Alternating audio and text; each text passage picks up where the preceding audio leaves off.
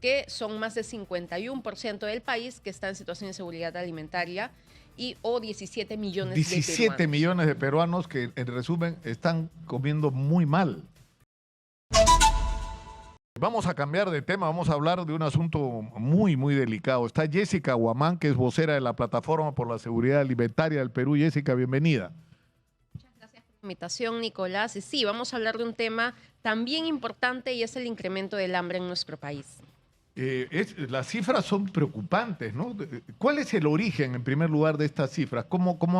Porque están hablando de desnutrición infantil, de anemia y del deterioro de la calidad alimenticia de los peruanos otra vez. Así es, son 4 factores que se analizan para poder tener el índice global del hambre y en este caso se evalúa a través de un puntaje. ¿Qué es lo que ha pesado más en nuestro país para que incremente el hambre o se estanque, digamos así, a nivel nacional, pero lamentablemente en otras 9 regiones se incremente de manera alarmante?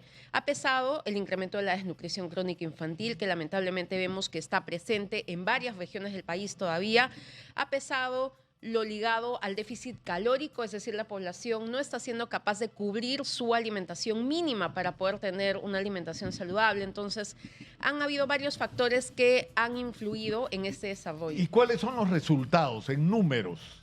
En números es que el país, es decir, Perú, tiene más de 19 puntos en hambre. ¿Qué significa esto? Que está en una situación de gravedad. Y no solamente ellos, sino que hemos pasado de tener una región en situación de gravedad en relación al hambre a tener 10 regiones en situación de gravedad. Pero, ¿y qué significa situación de gravedad? Es decir, primero, de cuántos millones de peruanos estamos hablando y a qué se refiere esta situación de gravedad. En este caso, como había mencionado, habla de 4 factores. Habla, por ejemplo, de que estas regiones, como por ejemplo Apurímac, Huancavelica, han incrementado en malnutrición ligada a la desnutrición crónica infantil. Es decir, eso ha pesado para que estas regiones ocupen los primeros lugares.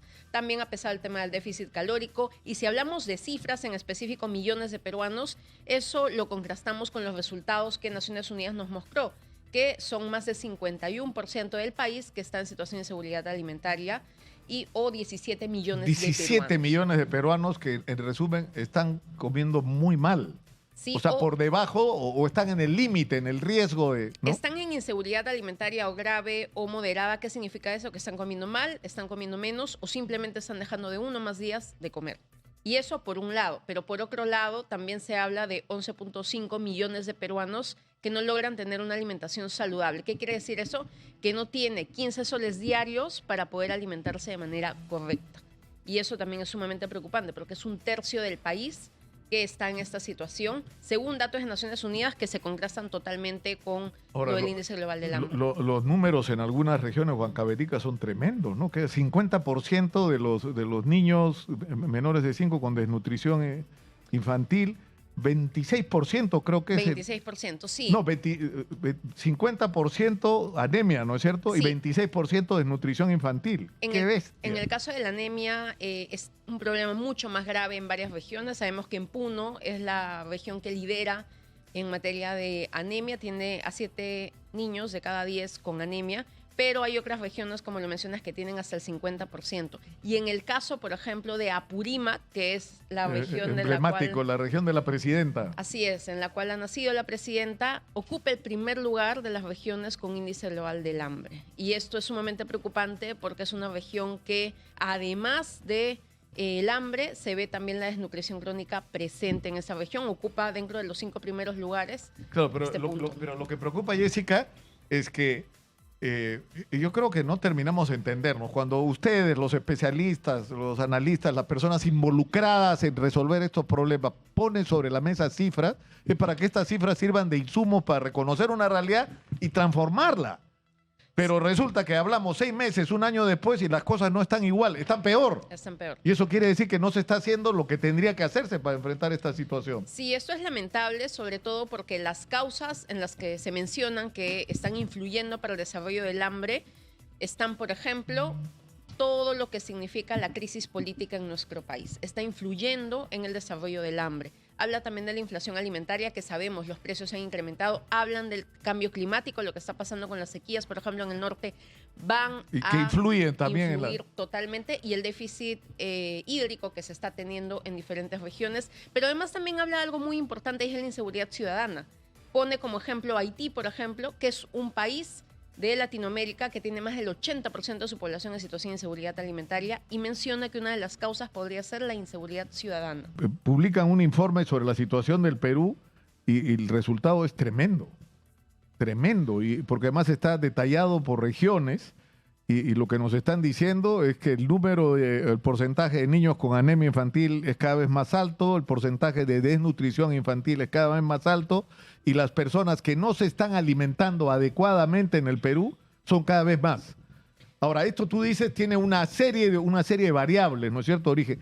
Aunque parezca mentira, la inseguridad es uno de ellos, ¿no? Sí, la inseguridad ciudadana, como mencionaba, es una de las causales que podría incrementar el hambre en los países, y pone de ejemplo a Haití. Haití tiene más del 80% de su población en situación de inseguridad alimentaria, y menciona que como consecuencia de la violencia y la delincuencia, los emprendedores dejan de poner sus negocios, se van a otro país. ¿Qué pasa con también las extorsiones, etcétera? Continúan, bueno, etcétera. Como acá. Y en nuestro país está porque pasando acá eso. nos está pasando que hay pequeños negocios que tienen que cerrar porque no pueden seguir viviendo con los extorsionadores, agobiándolos, ¿no es cierto? Y al final eso deja a mucha gente sin trabajo, deja a personas lamentablemente sin ese sustento que tiene día a día. ¿Por qué? Porque tiene miedo a seguir con ese negocio, y eso termina incrementando la pobreza y por ende el hambre, y ya está pasando en otros países, puede pasar en nuestro país también. Ahora, nos engañamos a veces también con las cifras de la pobreza económica, ¿no es cierto? O sea, que tú ya no eres pobre porque tu ingreso monetario de ese mes ha superado 446 soles. 446 soles por persona. Y eso es un mito, pues, porque es decir, tu trabajo, en el caso del 75% de los peruanos es informal, te enfermaste y en 3 días ya eres pobre otra vez, pero además vives en condiciones de pobreza. Tu vivienda no tiene los servicios que debía tener, el transporte en el que te desplazas es de pobre, los hospitales son de pobres, el sistema educativo es de pobre, o sea, tienes una vida de pobre, pero según las estadísticas no eres pobre. O sea, es un engaño, ¿no? Sí, totalmente, porque si bien es cierto, se habla de una canasta básica de consumo, que son 446 soles, para no ser pobre extremo, se habla de una canasta básica de alimentos, y está a 251 soles en el mes. ¿Cuánta población realmente puede alimentarse de manera correcta con 251 soles en el mes? Es Poquísimo. imposible. Entonces, ahora, hay un fenómeno adicional, Jessica, que es el empobrecimiento de la clase media en el Perú, porque emprendedores, profesionales que se han quedado sin chamba, emprendedores que han cerrado sus negocios, gente que no se ha podido recuperar desde la pandemia porque tenían negocios, no pudieron pagar sus deudas, tuvieron que cerrar. Agricultores que, por ejemplo, en toda la zona norte del país están debiendo dinero que se prestaron para la cosecha. Vino primero las lluvias y ahí la sequía, y simplemente no pueden pagar lo que deben, y ya los organismos financieros no les quieren dar dinero para la nueva cosecha, están muertos. Y esa gente se está empobreciendo, y es gente de clase media. Sí, y hablando de los agricultores, el 40% de agricultores en nuestro país está en situación de pobreza, si hablamos de pobreza monetaria. Más esta clase media que se menciona que con una situación de crisis en el país o etcétera, ya podrían caer en situación de pobreza. Lamentablemente, pues, estas cifras no se van a revertir si es que no hay una dinamización de la economía. Hay dos, es decir, hay dos tareas. Hay una que tiene que ver con las urgencias. Es decir, tenemos que atender a aquella gente que no está comiendo adecuadamente o que no tiene que comer. Entonces, eso le da valor a los programas sociales, ¿no es cierto? Hay que invertir recursos en los programas sociales, sobre todo los que se refieren a la infancia, porque ahí nos estamos jugando el futuro. Niños mal alimentados van a ser adultos, digamos, con limitaciones, ¿no es cierto?, disminuidos. Sí, dentro de los programas sociales, 2 puntos. Inicialmente, que se lleven de manera adecuada, se reestructuren de manera adecuada. Lo que está pasando con Jaliwarma, por ejemplo, es un gran ejemplo de que se necesita reestructurar estos programas y liberarlos de la corrupción.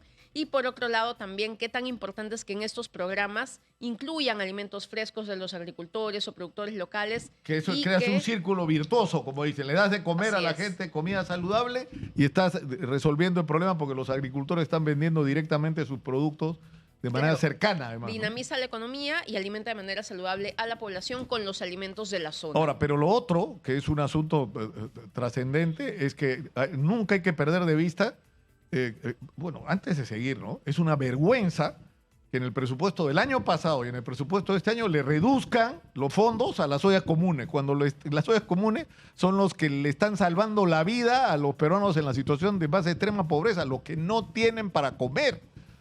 Y les regatean presupuestos que le regalan al Congreso de la República, que se lo aumentan todo el tiempo, ¿no? Pero ya, digamos, los programas sociales son necesarios, pero no resuelven el problema de fondo. El problema de fondo es que hay que tener una economía sana, donde la gente tenga acceso a chamba, ¿no? Claro, si se habla de derecho a la alimentación, se habla de dos obligaciones por parte del Estado. Por un lado, evitar que la población sufra de hambre, y ahí están los programas sociales e incluso la atención a los beneficiarios de las organizaciones sociales de base, como son las ollas comunes. Pero por otro lado, que también le dé la posibilidad a la población de poder cubrir su alimentación por sí sola, es decir, dinamizar la economía. Entonces, Por sus ingresos. dos obligaciones que tiene el Estado y debería garantizar, pero vemos que por un lado las ollas comunes ahora van a tener un sol 69 presupuesto según la red de ollas comunes Lima Metropolitana. Esto es totalmente insuficiente.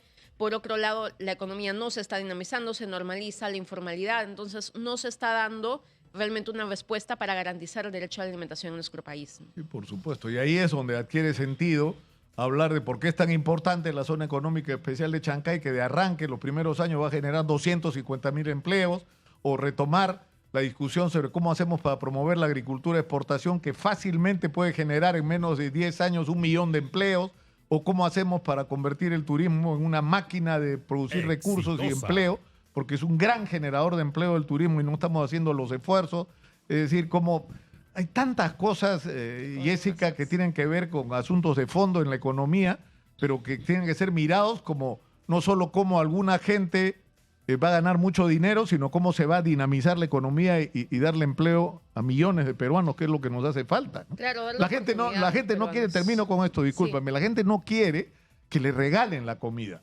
La gente lo que quiere es que le den el instrumento para, ¿no es cierto?, adquirirla por sí misma, ¿no?, con su chamba. Claro, tal cual están haciendo las organizaciones sociales. Un ejemplo de lo que la red de ollas comunes Lima Metropolitana de Pachacamac está haciendo. Está recuperando alimentos de las chacras de la Universidad Agraria, y ha recuperado tantos alimentos que eso se transforma en un monto de 13.000 soles. Imagínate, verduras y frutas que podrían equivaler a 13.000 soles han sido solamente recuperadas para alimentar a miles de personas. Y esto ayudaría muchísimo a que el mismo Estado, sea el gobierno central o el gobierno local, pueda apoyarlo. Crianza de animales menores, recuperación de alimentos, agricultura pero urbana, para eso hay una condición, tenemos que terminar por hoy, pero yo quisiera que organicemos una entrevista, Jessica, para discutir de las cosas que se tienen que hacer. No, sí. no solo del drama de los números, que ya es la cruda realidad, que además los peruanos que nos ven, los peruanos y peruanos que nos ven, nos escuchan, saben, porque lo están viviendo, no les estamos dando ninguna primicia, ¿no es cierto? Es lo que están enfrentando cada día.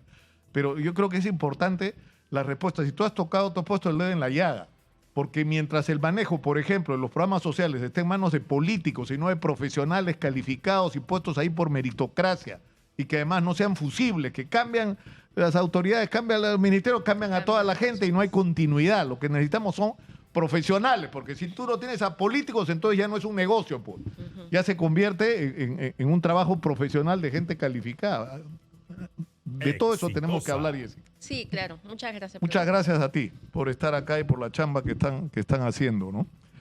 Que sinceramente merece una respuesta distinta de parte de las autoridades. Estamos peor, señora Dina Boluarte, no estamos mejor, estamos peor. Piense cuál es su responsabilidad en todo esto.